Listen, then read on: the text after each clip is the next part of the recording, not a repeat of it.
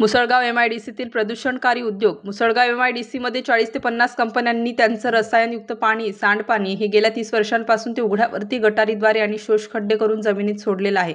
परिणामी मुसळगाव शिवारातील जवळपास 200 एकर शेतजमीन ही नापीक झाली आहे. त्या अनुषंगाने गेल्या वर्षभरापासून मुसळगाव येथील शेतकरी परिवर्तन कामगार सेनेचे संस्थापक अध्यक्ष श्री विशाल भदरगे यांच्या नेतृत्वात या समस्येसाठी लढा देत आहेत.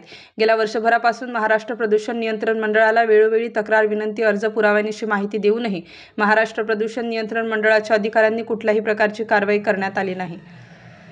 त्या अनुषंगाने दिनांक 3 सप्टेंबर 2024 रोजी महाराष्ट्र प्रदूषण नियंत्रण मंडळ नाशिक कार्यालयाबाहेर सर्व बाधित शेतकऱ्यांच्यासह विशाल भदरगे हे बेमुदत साखळी उपोषणाला बसलेले आहेत. त्यामुळे की काय MPCBने कारवाई करावयाची म्हणून दिनांक 3 सप्टेंबर 2024 रोजी काही तुरळक उद्योगांना क्लोजर नोटीस देऊन त्या काही काळासाठी बंद ठेवल्या आहेत व पुन्हा काही दिवसांनी ते उद्योग चालू करण्याची परवानगी दिली. पण या कारवाईमुळे उद्योगांचे प्रदूषण थांबले नाही.